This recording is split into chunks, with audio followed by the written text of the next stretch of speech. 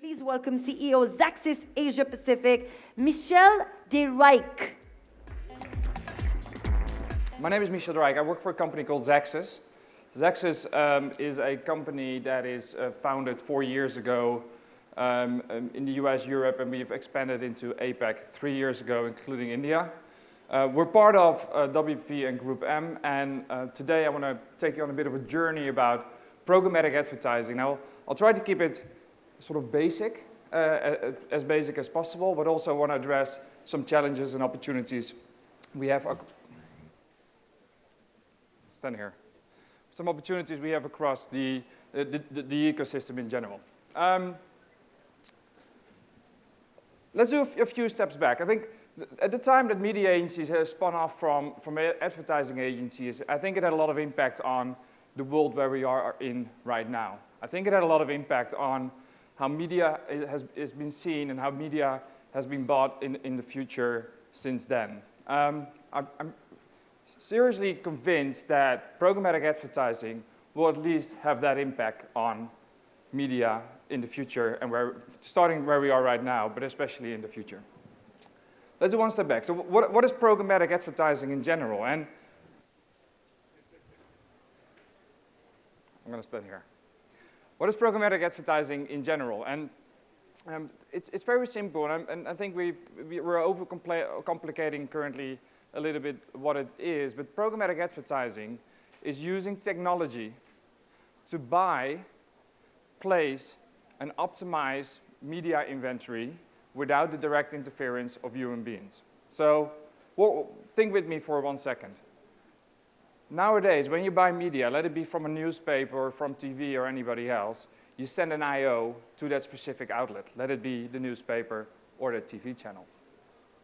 Programmatic advertising makes life a lot easier, where from an agency perspective or even from an advertiser perspective, we create the ability to log into a system, use technology and data, and buy media placements across single, but especially multiple, tens, hundreds, and thousands of media outlets at the same time. So instead of sending 1,000 IOs out to these media outlets, you can do it with a few presses at a button. So the moment that programmatic will spread out across everything that is digital, I firmly believe that programmatic is here to stay, and it will be the way to go moving forward. If we understand that all media in the future will be digital, and I am convinced that all media in the future will be digital, then we also need to understand that programmatic eventually will control every single piece of media that we buy. That counts for newspapers, that counts for TV, that counts for radio, and it counts for everything that's out there, even if it's not digital right now. Because if you do one step back, and what we've seen over the last couple of years already in our day-to-day lives is that everything has been automated, at least more and more at a bigger scale. Everything has been more digital. We stopped going to travel agencies to book our flights. We start going to bookings.com or Expedia. We're going less to retail shops today because we have the likes of Flipkart. We stopped using an obvious one, sending letters. We started using email. And also within media, we've seen that change happening already. Newspapers becoming more digital on iPads and tablets in general. We've seen instances where radio is being listened through digital sort of devices a lot more as well, with the rise of digital radio and the Spotifys. And obviously, we started to call less and WhatsApp, Line, or even Twitter a lot more. So in the future, when all media will be digital, it will create the ability to programmatically serve ads and content into all these different digital outlets.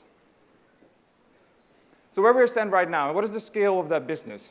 According to IDC, at this stage, programmatic advertising counts for about roughly 15 billion globally from a media spend perspective. I think that's a little bit on the low side because there are a few other reports that projected a little bit higher. So what does this 50 billion mean in the scheme of everything out there? According to PwC, the total advertising business today in 2015 will be 550 billion. Out of that 550 billion, roughly 25%, so let's say 130 billion, is currently digital. If we then see that out of that 130 billion, 15 billion is programmatic, we're talking about a 10 to 12% of digital, and we're talking about a 2 to 3% of the total media spend today on the globe. Sounds like a big number if you look at it from a 15 billion perspective, but percentage-wise, I think we still got a long way to go, and I think there's still a lot of growth potential as well. What is the challenge that we have around growing that from 15 billion into a bigger portion of that 130, and how we're growing that 130 billion into a bigger portion of that 550 billion? It means that we as an industry ourselves, as a digital industry, we need to change a few things. And we need to think what we've been doing over the last couple of years. And if you ask me, we've overcomplicated digital advertising massively. If you look at other media channels like radio and TV, and eventually the channels that have been there for such a long time, there's not that much change in these channels. So if I'm a marketeer and I'm representing a brand, I know how these channels work. I know how these channels work for my brand, and I know how to use them for my brand.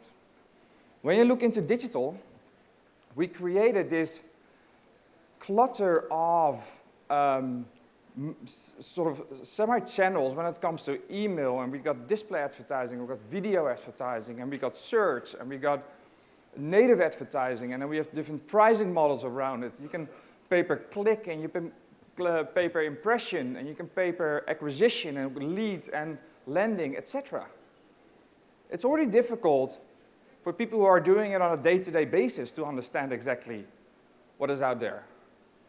But if you're a marketeer, and you represent a brand, and you have multiple channels to look at, then the digital industry is extremely confusing. And that is a challenge for us, and that's a challenge why I think programmatic and digital in general should grow a lot faster than it does right now, especially in markets like India, and I'm going to address that later on a little bit more in detail. The second challenge that we have in this industry, and I promise myself never to use this Luma landscape slide again, but it makes the point I'm trying to make, is that if you look at it from a marketeer's perspective who represents a brand, and if you look at it from a publisher perspective who represents an audience, there's so much stuff in between happening. There are so many companies in between who claim to add additional value for their brand to reach that audience of the publisher, or for that publisher to help monetize the marketing dollars of that brand. And this is also one of the reasons why I think digital advertising in general, although we've seen these growth numbers and they're amazing, we need to mature up in this, and I think we need to simplify and go back to the basics and help the brands out there and help them with what they really want to do and what they really want to achieve. This research from IBM is about 5 years old, but still very accurate. So all what I just described and the clutter when it comes to the different digital capabilities and all the companies in between who try to or claim that they add value, the brands don't understand it. The brands are lost. And in this case, 80% of the CMOs anticipates that it's going to be an extremely complex environment. And it is an extremely complex environment. And almost half of them agrees that they're not prepared for that complexity. Half of them agrees that they are not ready for this complex world of digital and programmatic advertising. And whose mistake is that? It's our mistake. I think we made an extremely big, sort of a wrong decision by overcomplicating the industry that we have today. So if we forget all about that, and if we think, okay, let's go back to the basics. What is it that a brand wants? Is a brand really asking for a click-through rate? Is a brand really asking for a specific video ad or an expendable? Or is a brand really asking for a programmatic campaign? No. What we should do is we should take a white piece of paper, go to that brand, sit in front of them and ask them, what exactly do you want to achieve? What do you want to do with your marketing dollar? What do you want to do for your brand?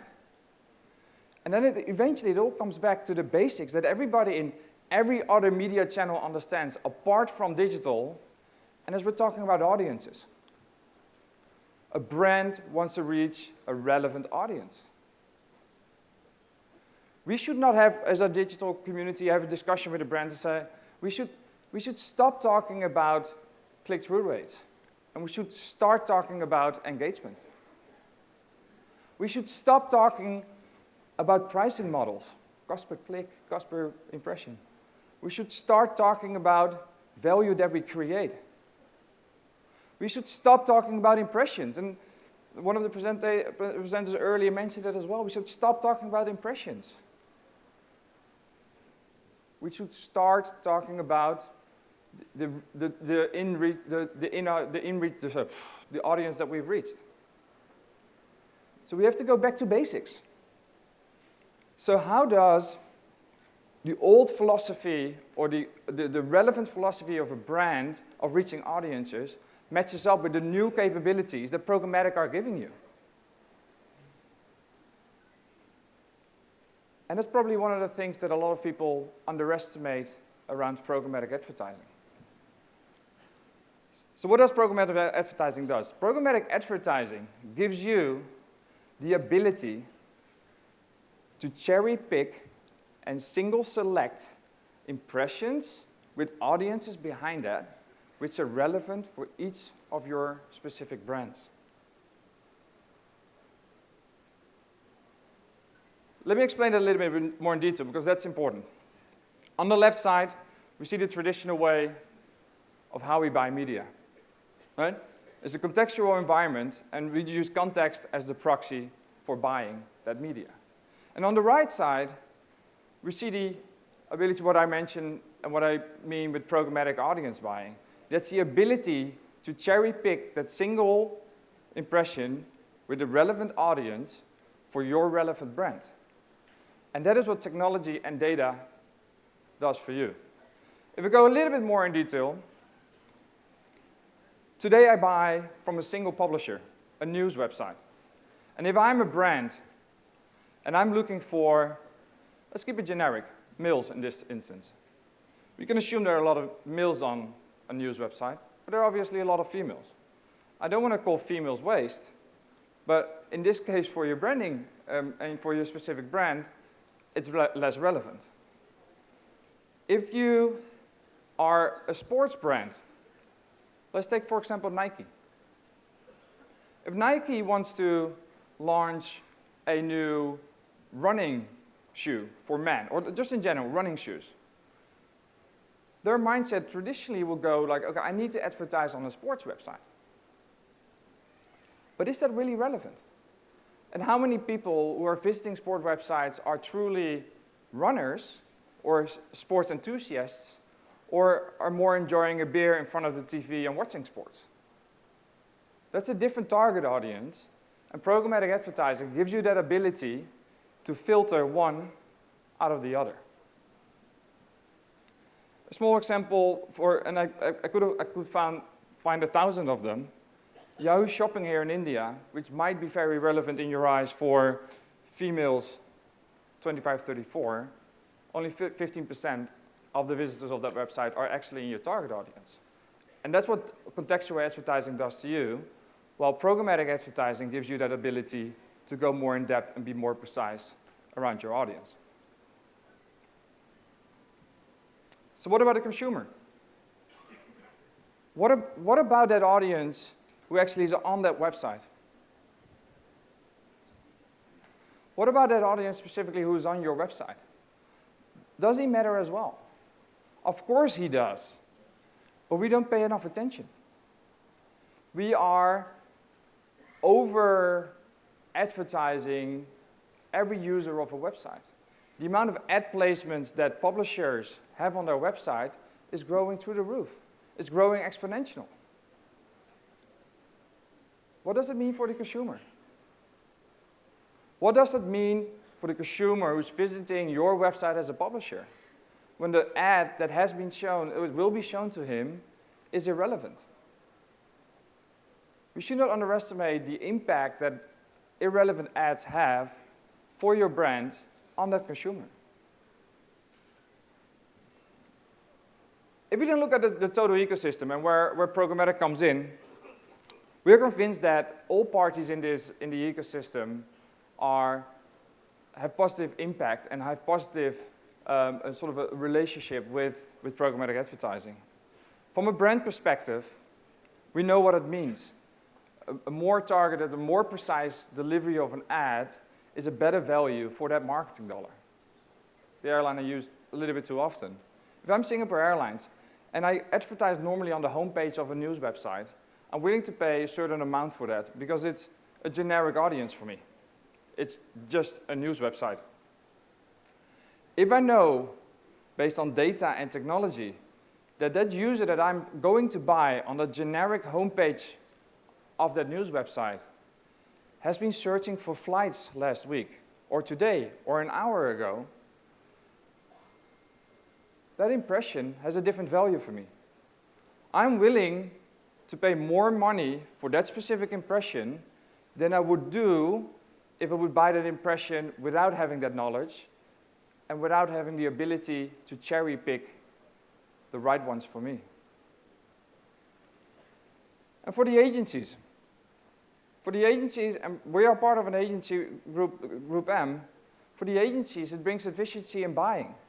It gives the ability to buy more precise in behalf of our advertiser, but it also gives us the ability to, with a single login and a single press of the button, to do a media buying over 1,000, sometimes even 10,000 different websites and entities.